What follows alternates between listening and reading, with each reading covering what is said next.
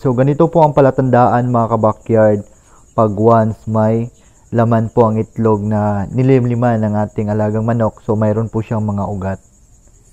So, pag once infertile naman, ganito po ang itsura niya. So, wala siyang ugat and then yellow lang yung nakalagay. So, para siyang medyo malabo na itlog.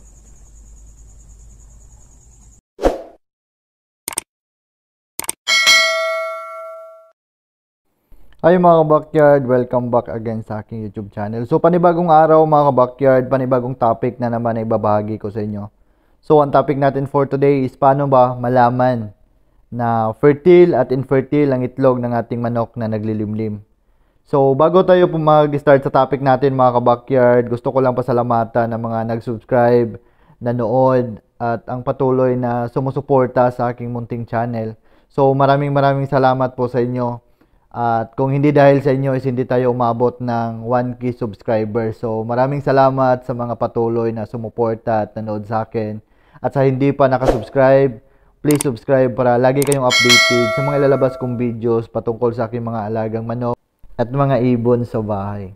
So itong nakikita nyo ngayon mga kabakyard, sila po yung nabili ko sa Kugon Market na 7 pieces po na caber ang pagpapakilala sa akin ng sealer. So, ngayon, nasa 2 months old na sila. So, naging white leghorn sila mga kabakyard. Na-scam ako ng sealer mga kabakyard. Pero okay lang sa akin mga kabakyard. At least nabuhay ko sila. And then ngayon is malaki na. So, dito naman sa kabila mga kabakyard, dito yung mga sisiw ko sa aking USL key, naked neck at yung mga normal ko na USL key. At saka kasama din mga kabakyard ang 7 pieces ko na mga Brahma chicks. So, ang 5 pala dito is yun po yung previous vlog ko sa inyo mga kabakyard na pumunta yung kaibigan ko sa bahay para makipag-swap sa akin. So, ayun, ginrab ko yung request niya dahil gustong-gusto ko din na mag-alaga ng Brahma chicks. So, bakit nga ba sisiw ang binili ko mga kabakyard? So, maganda kasi pag sisiw dahil hindi pa masyadong mataas ang price. And then, natitiya ko na hindi sila manibago sa aking area dahil nga sisiw ko silang inalagaan at saka comfortable na po sila sa aking area. So, pag once kasi malaking Brahma ang binili ko mga kabakyard, syempre malaki din yung presyo. So, hindi naman tayo masyadong mayaman para makabili ng ganong klaseng manok. Kaya, sa sisiw muna ako nagsimula para maistadihan ko din sila. So, dito naman sa kabila mga backyard, dito yung Polish white ko na hen. So, ito po yung galing Davao. So, ngayon, hindi ko muna yun sinasalang for breeding dahil masyadong bata pa. So, dito na tayo mga backyard sa aking pairing na gold Binchin, naked neck, showboy, at saka sa aking buff na hen. So, ayan, pinakain ko na sila mga backyard at saka binigyan ko na din sila ng vitamin sa tubig. So, ito po yung hen ko mga kabakyard at saka mayroon siyang 3 itlog ngayon sa kanyang paitlogan.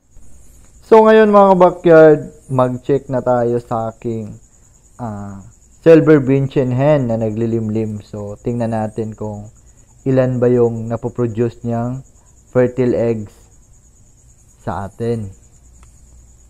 So, tips ko nga pala sa inyo mga kabakyard, pag once nag-candling kayo ng itlog sa inyong alagang manok is dapat mayroon kayong flashlight or di kaya mayroon kayong extra na cellphone para magamit nyo na pang ilaw sa inyong manok na kinukunan ng itlog. So, ayan mga kabakyard, unang itlog, fertile po siya dahil mayroon po siyang mga ugat-ugat.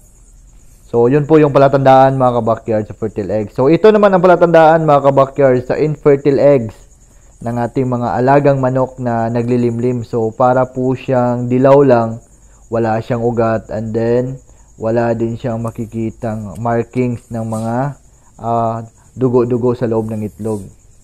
So, next mga kabakyard, tingnan natin. So, ayan, fertile po siya pero hindi siya masyadong makita dahil nasa 4 days pa lang tong naglilimlim ang aking silver benche na hen. So, ayan, fertile po ang itlog na to. So, dagdag tips ko din sa inyo mga kabakyard, pag once nag-breeding kayo ng mga USLK o yung mga native chickens nyo mga kabakyard, is maganda na ang ipakain nyo sa kanila is yung Gallimax 21. So, hindi po ako sponsor ng Gallimax 21 mga kabakyard. Gusto ko lang i-share sa inyo kung ano ba yung mga gamit kong patuka sa aking mga alagang manok na isinasalang for breeding. So, bakit nga ba Gallimax 21 ang nirecommend ko sa inyo mga kabakyard na ipakain sa inyong manok na isinasalang for breeding? So, maganda po ang Gallimax 21 mga kabakyard dahil malakas po ang kanyang fertility booster na maibigay sa ating mga alagang manok na nag-iitlog o yung mga manok natin na isinasalang for breeding. So, malaki po ang posibilidad na marami pong fertile na itlog ang maibigay sa inyong alagang manok na isinasalang. At saka dagdag tips ko din sa inyong mga backyard, pag once nagbibigay kayo ng vitamins sa inyong alagang manok at gusto nyong marami ang kanilang itlog na maibigay sa inyo o marami ang itlog na ma-produce nila, so gumamit lang kayo mga ka-backyard ng Egg 1000. So, sa pangalan pa lang mga ka-backyard na Egg 1000, is marami na talagang itlog na maibigay ng inyong alagang manok pag once nagbigay kayo ng vitamins na to. So, nasa taas po ang vitamins na yan mga ka-backyard. So, yan po yung Egg 1000 na pwede natin gamitin pang vitamins sa ating mga alagang manok na isinasalang for breeding.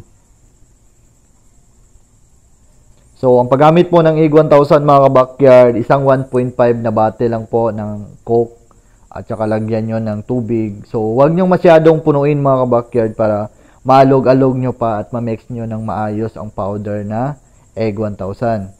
And then, pagka umaga, is yun na po yung ibigay ninyo para mainom agad ng inyong alagang manok na isinasalang for breeding.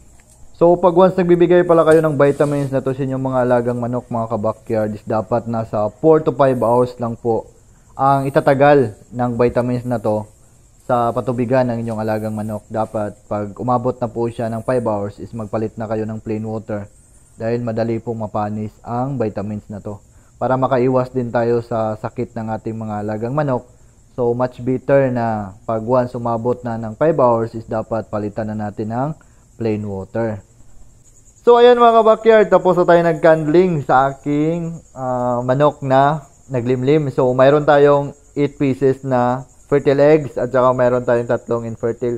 So, ang gagawin ko sa infertile mga ka-backyard, luto to the max na to para makain natin. At saka yung 8 po na fertile eggs, so ibabalik ko po sa silver benchen ko na naglilimlim. So, bakit nga ba kailangan nating mag-candling ng itlog sa ating manok na naglimlim mga ka-backyard? So, need talaga nating mag-candling para malaman natin kung ilan ba yung fertile eggs ng ating alagang manok. At saka para matanggal natin yung infertile dahil wala na yung silbi ang infertile dahil nga wala siyang laman o bugok siya.